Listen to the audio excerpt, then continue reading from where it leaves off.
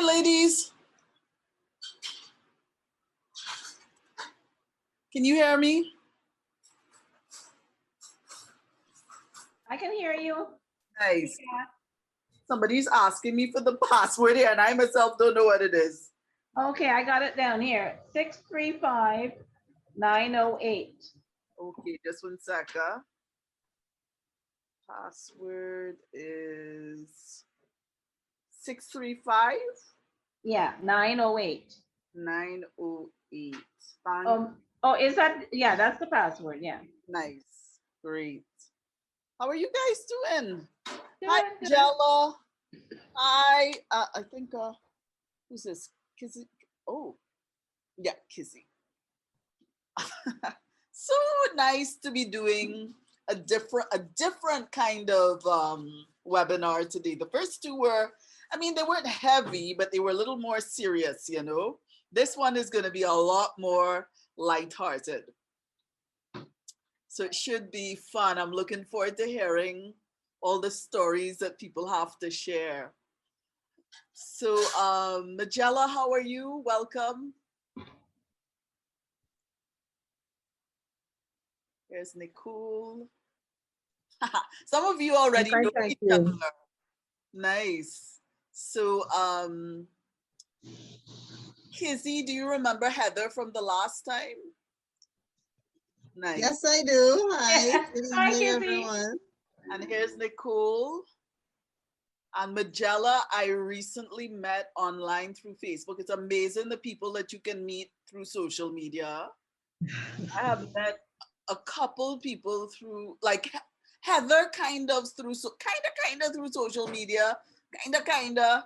And Majella was Facebook. I met a Guyanese author on Facebook, and we've been in touch for like years, you know. So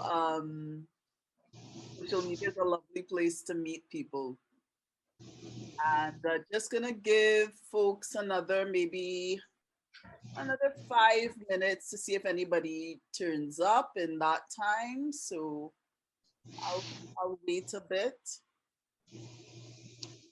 Well, I looked up some of those old time calypsos you sent me. Nice. But some of them I was familiar with, but I don't know if you're familiar with this guy. He's from Grenada, but he settled in Trinidad, Theophilus Woods. And he had a group called Small Island Pride. No, I don't know him. Yeah, and he had a calypso called Taxi Driver and one called Federation. The Federation one really goes way back to when Trinidad was part of the Federation. So that's how long it was. I know Federation. I'm sure most people from my generation and up would know Federation. I don't know the other one though. Maybe if I hear it, Taxi Driver, yeah. Taxi Driver. Yeah, and I listen to that in my car all the time because it's really more musical and I like the music behind it. It's not it's more big band. Right. It's more different instruments. Yeah. Okay. Do you like soca at all? Well, it came about after I left Trinidad, so I really like the classic calypso because I find the biting wit and the messages they send. Yeah. It's almost like the calypsonian had to be a very articulate and educated person because he had to pick up what was going on in the whole world, on the world stage. Yeah. Correct. There was a time when I didn't like soca very much, but over the last couple of years, they've been starting doing soca tunes that aren't just about wine and jam. You know, there are a couple that are about things that are a little more, I don't want to say cerebral, but a little deeper, a little more profound, you know. On the other hand, I did like a couple of years ago. I think the last carnival you all had before COVID. Kes the band. Yes. George, Iowa. Yeah, I liked their road march that they did. What's that? Big stage gone bad. I like the musicality and the driving rhythm. Yeah. Yeah, I like Kes. Kes. He has a really good voice. That's the first thing. He sings. He has a lovely voice. And as soon as you all were able to fly out of Trinidad, he went to New York and Toronto, and he did a tour of North America. So I kind of followed the band around that way. Really? Yeah, yeah. You're talking pre-pandemic? No, just after, just the summer when you guys opened up airspace. Oh, oh my gosh, that's funny. Mutalal is supposed to be here today. So I thought that, yeah. yeah, so I hope he remembers. I'm just gonna wait until 10 past and then I'll get started. Well, I'm anxious to see what we're going to draw. Oh, okay. I got my. Yes, Grace, you're in. I'm seeing that you're in. Wonderful. Hi, Grace. I'm supposed to have Lovely drawing. to have you. Pardon? You know Grace? Do you know Grace?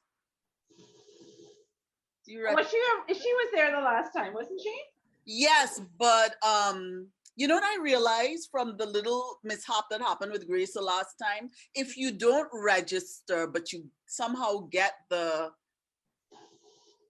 ID and the password, you can get in, but nobody's gonna hear you. Oh, okay. That's why she had to type the last time. Okay. Yeah. So yeah. So Grace and I, we met at Trinity Mall. You know, Trinidad is such an interesting place. You could make friends with people on a maxi taxi between Tuna and Port of Spain, you know. It's such a people here are so friendly. Yeah. And you could have a genuinely warm conversation with a stranger. I don't think I really had that experience when I lived, like, say, in North America. Maybe more in the Far East, but definitely not in North America. Oh, here's Well, in this country, you can live next door to somebody all your life and never really know anything about them. They could be a serial killer. Oh, wow. Okay. You Right. never know. Oh, by the way, everybody, Heather is in Canada. For those who don't know, Heather is a Trini, but she's lived in, how long have you lived in Canada? Almost over 50 years. How long? 50 years, because I came in 1970. Wow. I didn't Yeah. realize it was so long. Okay. But I grew up in Pinal. I started my schooling in San Fernando at Naparima Girls. Mommy was teaching there. Daddy was teaching at across the hill at Naparima Boys. Right. And then he got an appointment at QRC and we moved north. So I went to Bishop Anstey's in Port of Spain. And but my heart never left Trinidad in a way, you know. I hear you. I think Trinis are always usually die-hard Trinis, you know. Yeah, the way I look at it, Daddy brought me here as a teenager, and I never went back. When you come with family, it's different. Than you can't be independent and strike out on your own. Right. Yeah. Right. I hear you.